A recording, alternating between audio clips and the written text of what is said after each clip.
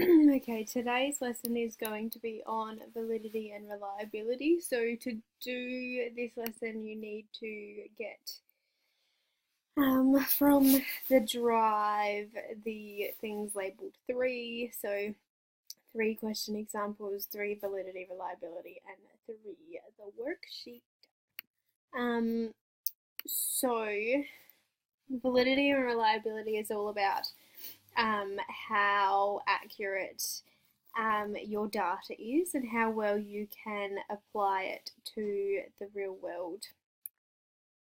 So today you should be able to define validity and reliability. And then we're going to do a little bit more on the sample and the population just to remind you of those things. So this is the data collection of the research method, and sorry you can't see that on your screen. So validity and reliability is all about the research and how well we can apply it afterwards. So you can see here, reliable research is getting the same response every time. So getting the similar responses, and here validity is getting accurate responses. So getting the right response every time. So if something is reliable and valid, it means that you're getting in the middle of it and you're getting it every time. So reliability refers to the consistency and the stability of the data that we've collected from the experiment. Hello, Reggie.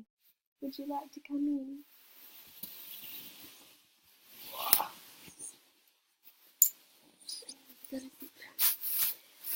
So it's all about whether the results are going to give the same, when we're going to get the same results under similar conditions, whether you're going to get the same results every time. So if we conducted an experiment on a group of participants and repeated it again on a similar group under the same conditions, we would expect similar results if our results were reliable.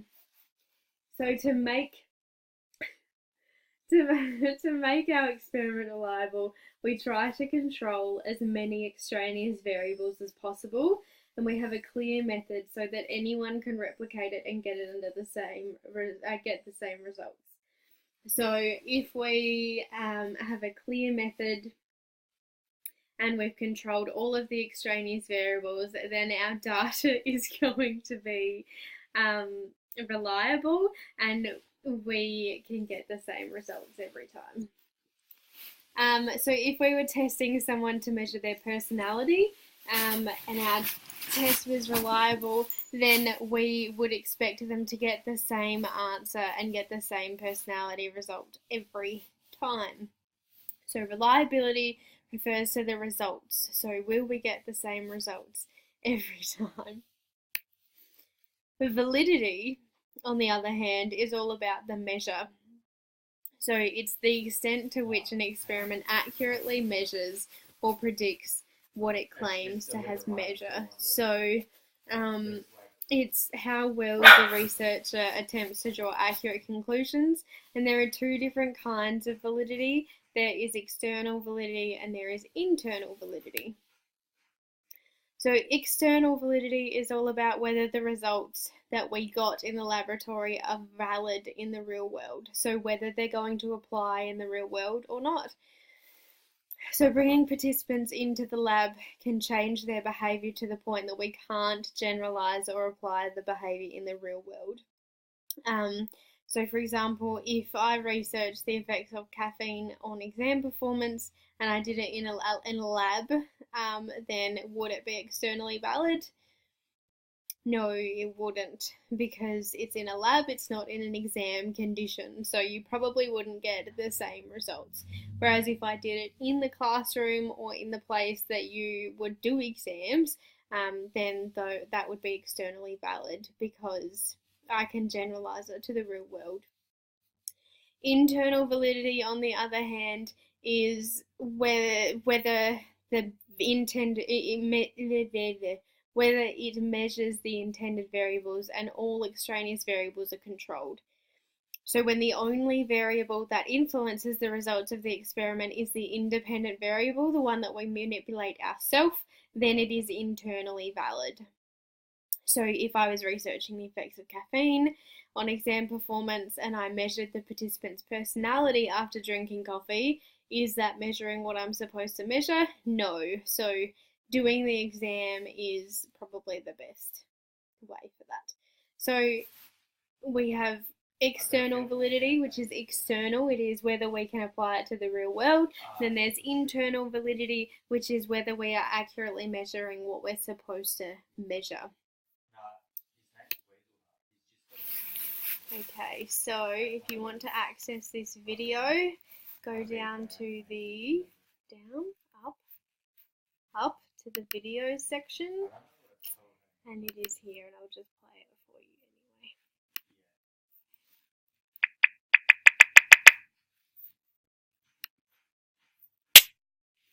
anyway. Imagine that you are a psychologist, and you want to study the relationship between stereotyped thinking and critical thinking.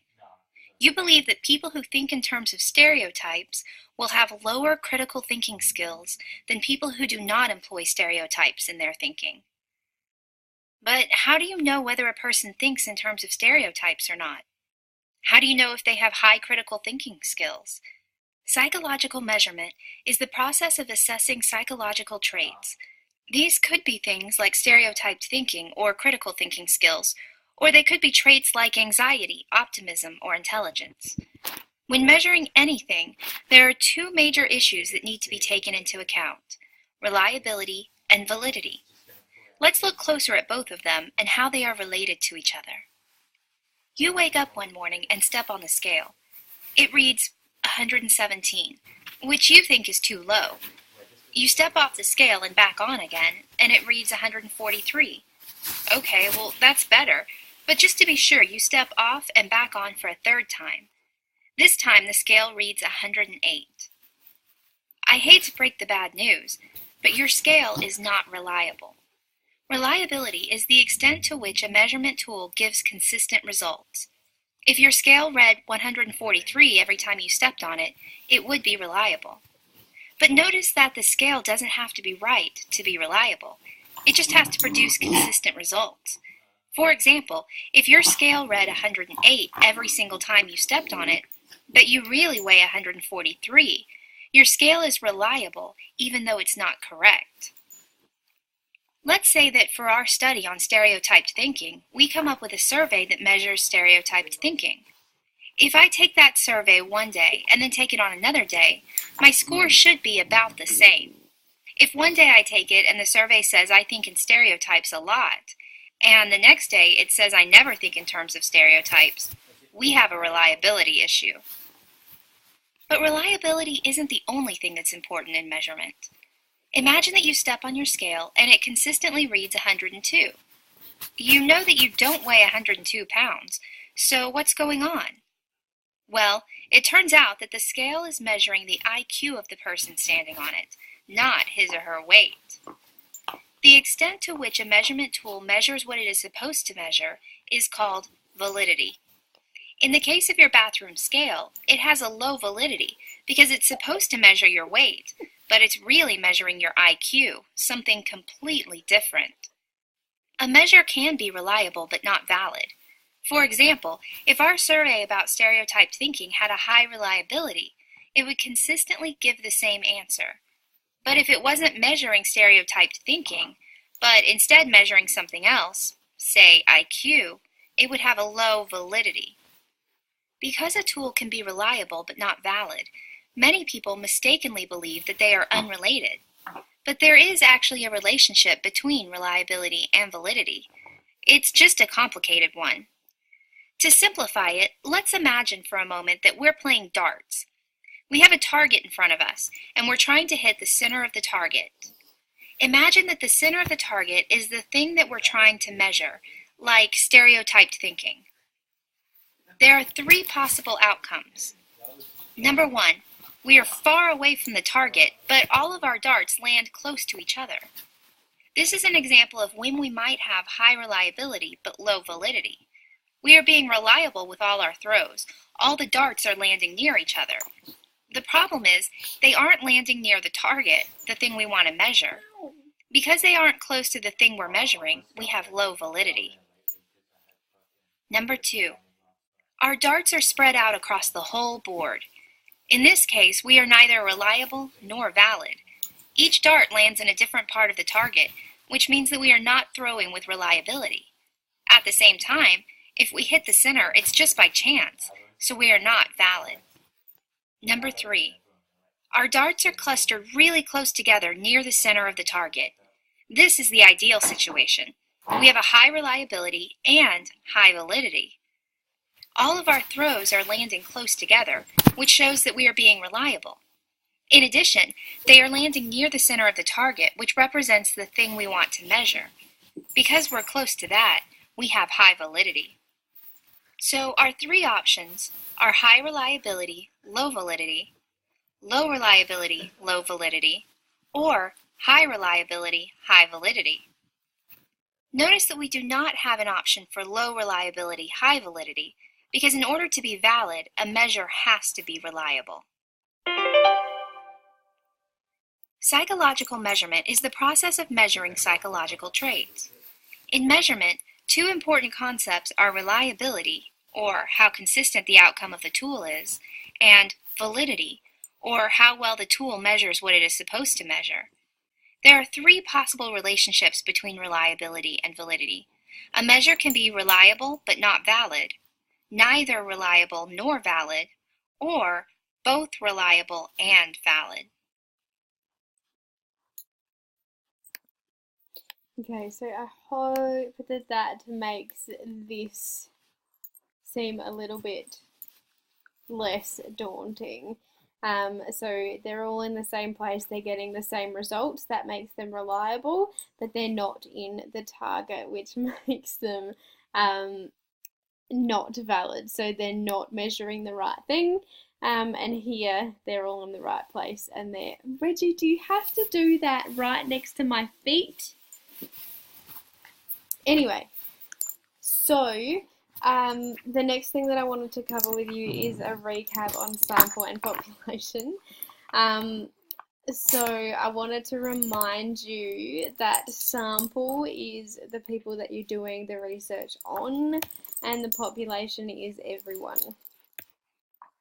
Remember, in order for a sample to be representative, it needs to represent every gender, every age, every cultural background, socioeconomic status, religion. So the best way to do that is to randomly allocate. So internal validity also refers, and both external validity as well, refers to, the representativeness, and extraneous variables like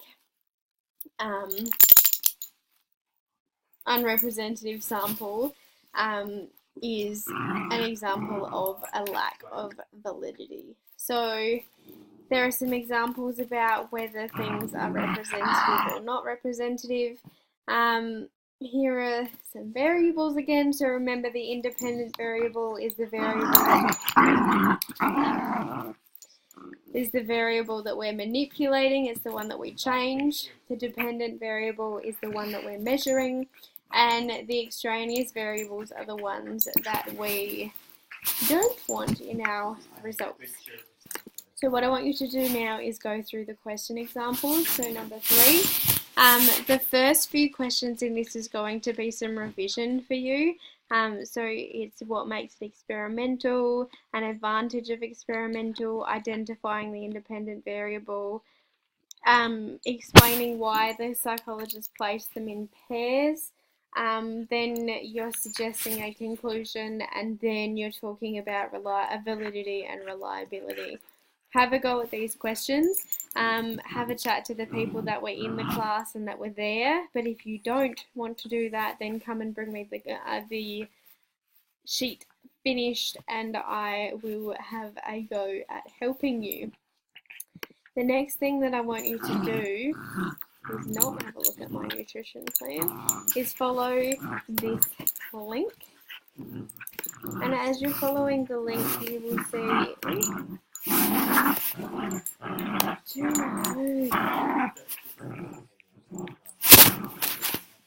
so you'll see that there is a lesson here. I want you to watch the video, and I'm not going to watch it here with you. That's another 4 minutes of my life.